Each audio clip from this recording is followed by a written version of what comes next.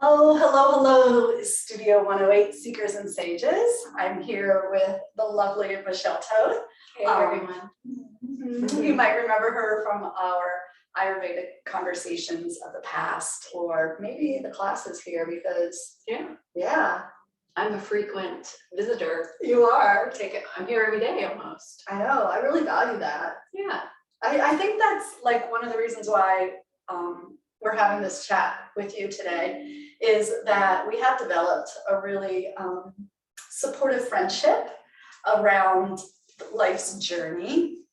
And we wanted just to talk to you about that today. So if you are in the 50-something range, The season of life. I think it's there's actually a Vata season too. not surprised. Yeah. As we get older. As we get older, yeah. So I'm not going to put a number to it because that can really depend on your own body rhythms too, and how you're feeling it. But we both are similar in age, and we've been having a lot of conversations and sharing practices and doing things kind of like in support with each other. It's made a really big difference for me, Michelle. So thank you. Yes, it has for me too. And thank you for being my partner in this. Right? Yeah. Gal pal. I think a lot of it too for me is surrendering to what is happening in my body and in my mind as I age, and also reminding myself that I don't need to follow the societal norms. Right. And that is like a two-sided coin, because I feel like, because I've spent my whole life in wellness, exercising so much, eating so carefully, taking care of myself in the ways that were like health-minded, like I'm kind of surprised that I'm aging, because I kind of thought that like doing all that was my written guarantee that I would always feel really, really energetic, and I always would be the same kind of thin, the kind of thin you are when you're 20 and 30 and even into 40. Like I had a certain kind of body composition, and my face was sort of in a certain place. And so I feel like when you do all of those things and have that kind of lifestyle, I don't know, you can be surprised. Well, we have expectations, I think. And for me, I feel young, I feel like I'm younger than I am. And then when I look in the mirror, or I see a picture of myself, I'm like shocked. Yeah. Where, Who is that? Yeah, it's like my hand looks like my mom. You know what I mean? And the gray coming in. And so really trying to adjust my expectations. And when I look at my image, not judging it or comparing it to other people. And COVID for me really helped because the hair salons were closed. I'm on video a lot all day long with clients, and people are seeing their roots coming in, and we were all kind of in the same boat and being vulnerable, like, yeah, this is happening. And instead of like putting on a headband or putting a hat on and trying to hide it, more and more as time went on, people were like, yeah, this is me, this is real. And let's talk about that, because I feel like that was a really bold move, and we both were together like, I'm just done coloring my hair. And I made the decision a little bit before COVID. Didn't we talk about it before? Well, I had flirted with the idea for years because I have a lot of hair. It takes forever at the salon. It's expensive. So the commitment, and my gray comes in fast. So it was like every 4 weeks I was going in. So flirting with the idea, but super scared. But once COVID hit and other people were doing it, it made it a little bit easier. And then you and I had the conversation like, okay, we're doing this. We're in and we're sticking with it. Yeah. And we have. I got that book, and it's obvious. Well, I think it's just now it's all the way through. So like now we know this is like the end of the story. It takes a couple of years. But we bought a book too. Yeah, we bought that book. That book was called Great is the New Blonde or something like that. And there was a documentary. The documentary too. Yep. So Yeah. Did she call it silver is the new blonde? Maybe it was silver is the new I blonde. can't remember, but that was inspirational and I felt supported, and especially with you.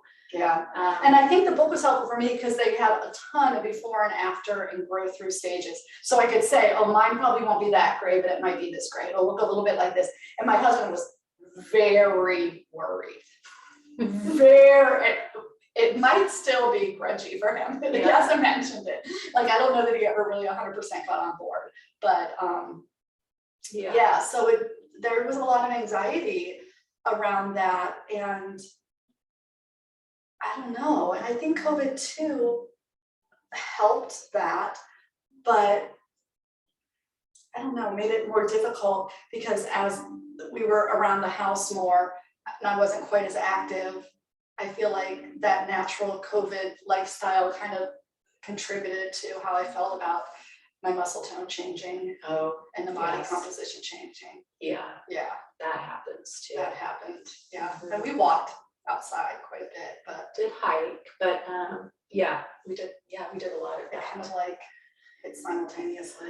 But yeah, with the hormone changes, so I'm officially in menopause and learned that recently, and so there definitely are shifts in my body and where I carry weight, and I mean what I've done is tried different practices that I hadn't tried before to mix it up a little bit and see if it shifted for me, and it has. So I've integrated bar and then the Pilates reformer with Leah over the last like 4 months, I think. Right. Which is why I'm here every day. And I think it's like and with my yoga, so there's a lot. Right. But I mean, that's why you get unlimited, because you can do, you could stack things if you want. But there's two things that's helpful for, because we often think when that kind of body composition starts changing, we like want to go running more. And that's not really the solution, because what we want to do is load a little body weight and light weights onto the bones so the bones stay strong. And we want to add more muscle composition because it's the muscle tone that we're losing. And so we want to make sure that we're sustaining that muscle tone, because the muscle is going to burn more calorie. And we need to maintain that for ourselves. Plus, maintaining the muscle tone is going to, especially if you're talking about Pilates and bar, because they are very stabilizer specific. It's going to put you in your deep stabilizer muscles, which are the ones that stabilize you, aka you don't fall. Yeah. So, I mean, oftentimes we'll think, let me just go more running, more cardio. It needs to be harder. I need that heart rate way up there. But that's not really the solution to this particular conversation. As a matter of fact, when you stress your body with more of those cardio things, you're depleting the estrogen that you do have left. Like you're the stress of that is harder on your body. Yeah. So it's really intelligent. What you've got going on is really intelligent. Thank you. Well, you're very welcome. But I noticed, a definite shift in like my muscles, and I was just telling Leah this morning when I went to a yoga class, I felt like my crescent warrior was much stronger, because I feel like my hips and my glutes and leg and my lower body are just a little bit more stable. And then when I do run, which is a couple times a week or whatever, I can feel the difference. And I've had some big falls. I forgot that was last year, the year before. Yeah, you've had 2 falls. Yeah, a couple of bad falls running on trails and stuff. And I have, with this new lower body, I'm doing a little shake here for those who can't see me, but I caught myself like slipping on the ice or something. And you engage those little muscles that you work in bar or Pilates, and it stabilized me and I didn't fall. Yeah. And I was recently I had my bone scan because I'm in menopause now, and was diagnosed with osteopenia, which is a precursor to osteoporosis. So they recommend weight-bearing exercises, more calcium, of course, a diet and all of that. So to your point earlier of being, living a healthy lifestyle, plant-based diet, exercise and all of that, to have these diagnoses, it is kind of frustrating. So once you get over that, then you're like, okay, well, what am I going to do about this? And that's been part of my conversation too. It's like, it doesn't matter if what I ate when I was 20, 30, and 40, it's over, it's done with. I have to like care about what I eat right now. Yeah. And if I have to like change tack again, then I have to change tack again. And I, like yesterday's habits aren't today's, you know, they don't match. And as soon as I get over being like whatever it is, having all the feelings about that. But, you know, if you don't recognize, because we can get like sad because we're aging, but or we can also push it away and just act like it's not happening. And we see a lot of that in our culture. A lot of people that really just aren't in their present moment, and they're pushing away of their natural life process is a little bit ungraceful and unattractive, you know? And so it's really helpful when you can say, okay, I see what's going on here. Let me put some really nice wraparound lifestyle habits, practices, and have some conversations really openly about how I can continue to be, you know, healthy in my life. Yeah, and I think for me, just acknowledging that it is hard and being gentle with myself of, okay, you know, things are changing, and it's okay to feel this way, but you're empowered. If you didn't take care of yourself all those years in the past, how would you feel now? It would be way worse. Right. So let's not beat ourselves up over it. And you're empowered to make different choices and check out new things. Right. And, you know, different foods, for example, that have more calcium in them, and different exercises, or, you know, that we talked about, and different ways of thinking. And I think that's really key too, because this is also the age when some of our mental habits can become really calcified. And if you look at how fast the world is changing, we know it's going to continue to change. And if your mind isn't pliable and you're not able to think in different ways and stay open to different conversations, that's sad. Like, I feel like that's a really sad place to be. It's limiting, because I mean, I feel like this is my, you know, halftime show. I've got a lot of years to live, and, you know, I had kids at an older age. I had them when I was 40. And so I want to be that feisty, vibrant, you know, mom or grandma, you know, or whatever, and partner with my husband for a long, long time. And I can only do that if I'm feeling my best. And these are the practices that I need to do to feel my best. And, you know, we're talking about, like, you know, how our thinking, and Kundalini was another thing that has helped me. And I started at the beginning of COVID at home on video, but that has really helped with like keeping a very clear mind, like no brain fog, or forgetfulness was another thing that was happening, like a foggy, like brain fog, just waking up in the morning, just feeling, I don't know, just, it's almost like a little low-grade depression can set in, where you're like, I know I'm not depressed, but I really don't feel joyful for sure. I don't feel alive. And I remember forgetting, you know, just that kind of, that feeling from a like cognitive level, where Kundalini has really helped that. And I know you've talked about like the pituitary gland, pineal glands, and it's your whole endocrine system that Kundalini yoga really targets and triggers. So even your adrenals, like, hugely important for feeling lively. And then of course, a lot of women our age are starting to have thyroid issues, or perhaps have a lifetime of thyroid issues. I know I have Hashimoto's, that's been a lifetime for me. But Kundalini yoga has really helped my endocrine system, which then helps my immune system and my digestive system. So like that cycle of those systems, like, we don't necessarily in our culture think of those first when it comes to our health. Like, when we look at someone and we want to see, are they healthy? We see someone who's vibrant and we say, oh, they must work out. They're thin, they're fit. But it's like the vibrancy comes from your endocrine system. your immune system, your digestive system. That's where the vibrancy comes from. Because you can like work out at the gym all the time and not have that sparkle in your eyes or that joy. Yeah. I mean, for sure. So yeah, Kundalini yoga has really helped me too. And you know, if you get to this point and you've had challenges and you've lived through really hard things, then you know, those things can start to become a heavier emotional load. Right? And our disappointments start to become like more visible in our face and more apparent when we look at new opportunities that we're like shy away from because, you know, we've been disappointed before and it never worked out. And I really, you know, yeah, those patterns start to really get sticky and it's like we're walking in mud, you know, it gets muddier and muddier. And it takes more and more vitality to like suck out of that and keep yourself vital and feeling really good.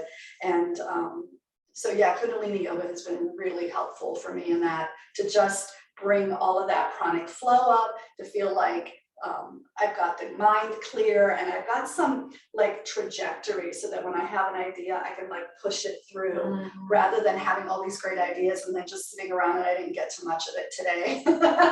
You know, and sometimes it's procrastinating and sometimes it's just being busy and not being able to be as effective as you want to be. So yeah, I feel like that practice too, like as I get older, I notice like I have peaks and valleys of, you know, energy. And so learning how to take advantage of when I'm energetic, you know, you got to ride that wave, get it done. And then when you're not so energetic, being again kind and gentle with yourself and be like, okay, well, let me do an activity or something or do some self-care when, you know, to balance it out. But I think Kundalini has really, it's fascinating to me because it is one of those practices that works the subtle body or subtle systems, not subtle, systems in our body that you can't see. So it's not like, well, I'm going to work my biceps today, right?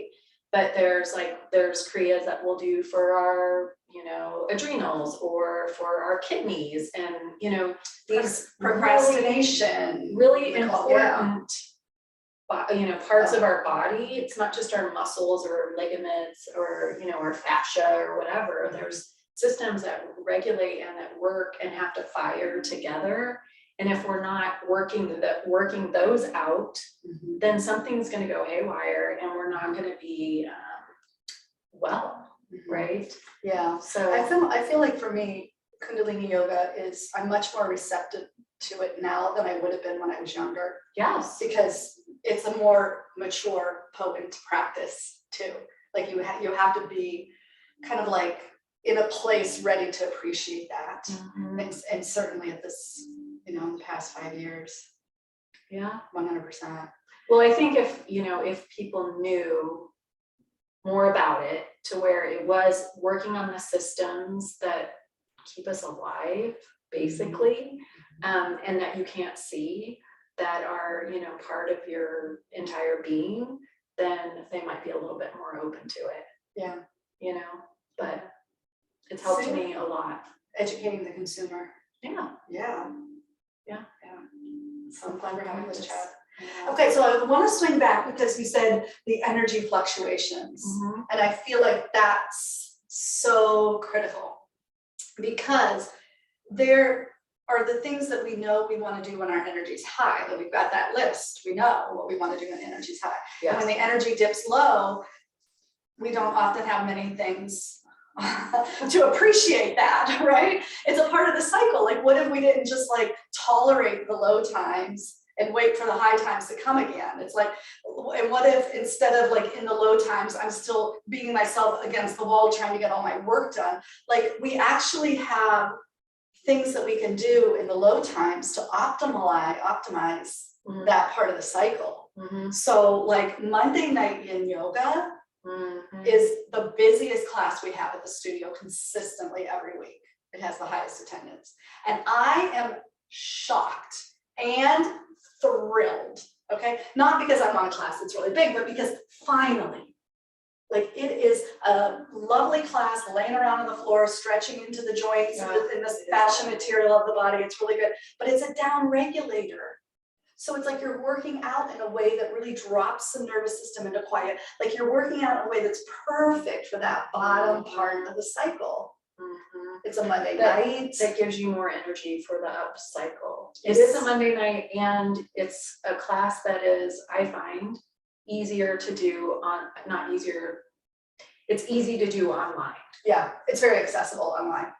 Yeah, super accessible, and it's just very like relaxing because it's it feels like a candlelight, you know, just very, it's beautiful. Very yin, very zen. So what's the difference between yin and restorative? Okay. Restorative yoga, and we do the restorative sound healing once a month, and the sound bath is like another down regulator that's amazingly healing. But restorative is no stretch, all rest. Restorative targets your nervous system, and just you want 100% rest and digest. You want to be like so comfortable, like you're floating on a cloud, just maybe a little bit of drool coming right here, right? If I'm doing it right, somebody's snoring. Okay. And so not to deter you, but yeah, it's like that kind of thing where you rest that deeply. And the poses are going to be a solid, like 10 minutes would be short. So 15 to 20 minutes. Okay. Okay. And it's very, very comfortable. So to get comfortable, we'll use a lot of props. So bolsters and blocks and blankets. It's lovely. Yeah.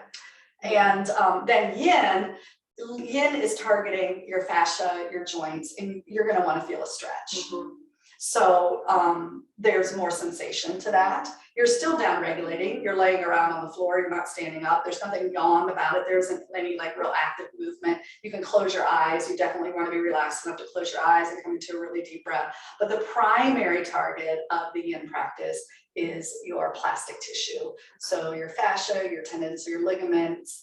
You want some compression in the joint to stimulate more synovial fluid and to stimulate some of the shedding of the surface of bone so that the bone will start to regenerate. So it's got a lot of physical benefits that are the things we usually don't put at the top of the list. Yeah. So do you see like all of this is available towards health and well-being as we age gracefully and joyfully? Well, and the nervous system is in itself something to cherish and nurture because, you know, our bodies and brains are still in caveman zone.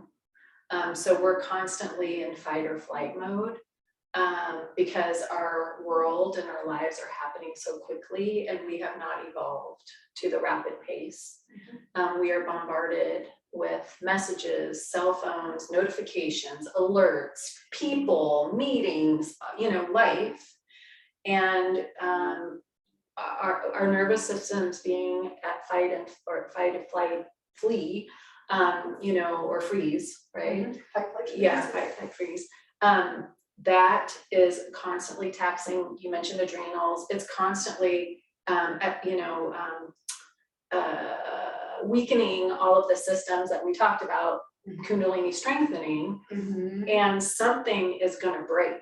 And that's when you start seeing symptoms like depression, anxiety, you know, high blood pressure, like all of these very, very common things. Weight gain, because it can be from cortisol increases, because your cortisol spiked all the time. So by down regulating our nervous system and taking care of that, then hopefully our health will be better and we will have less symptoms. Yeah. And I really like when you think of it as like, if we can optimize the low part, think of how much energy we'd have when we're up on that upswing. And it's almost like creating an inside out workout plan. Yes. Right. Well, it's the same like your skin, like topical stuff. Well, we can talk about aging skin now, but I mean, the topical stuff is great, and all of the, you know, derma, spa, whatever procedures that you can get done, but you need the inside. It's like from the inside out, right? You need water, you need, you know, collagen, you need greens, you need like the nutrients and the vitamins and the minerals in order for your skin to glow. So again, it's like starting from the basic tenets of wellness that are, I was going to say free, but I mean, food is basic, so if you can get those things, Right. you might not need a $500 dermabrasion or whatever it is. Right. You know? 100%. Yeah. And we're really used to going to those really special big ticket. Like, what if you didn't have to go on a vacation? What if you had a lifestyle that let you feel really, you know, happy to be a part of? That's one of my goals all the time is like, you know, I don't even say TGIF anymore. Yeah. Because I'm making, one of my intentions is to make every day feel like a weekend. Mm-hmm. So how can I create that feeling? And it's like freedom, right? Right. Or I don't know. Yeah, it's probably freedom. But how do I do that? So I'm not like on Friday, like, oh, I made it through the week, you know, like it was so horrible. Like I don't, Right, that's not I don't want to live that way. Well, I think like that's the whole beauty too of finally coming to the point in your life where you're like, all right, that is over. Like, I'm not going to do that to myself. I'm not going to live that way anymore. I'm going to figure out what small little things I can put in place, how I can tweak things.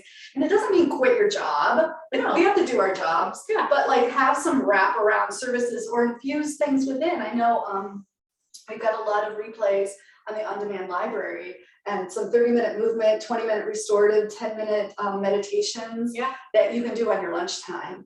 And if you don't like anything I have, like hit YouTube. There's just a ton of free stuff out there. Stuff, Yeah. And just creating your days where, like, for me, I know, you know, there are certain things I prefer to do in the morning when my energy is high, and then my energy at 2 o'clock and after, not so high. So adjusting what tasks or meetings I'm going to have during those times of the day make a huge difference. And maybe I feel like it's a weekend, you know, just those things.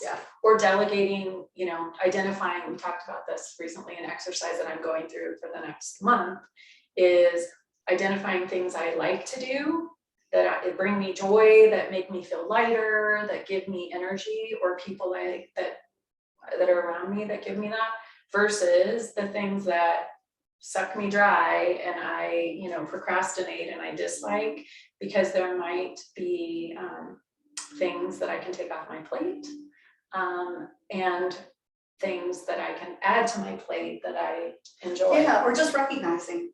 Like, I remember writing a blog once about that, like about the busy thing.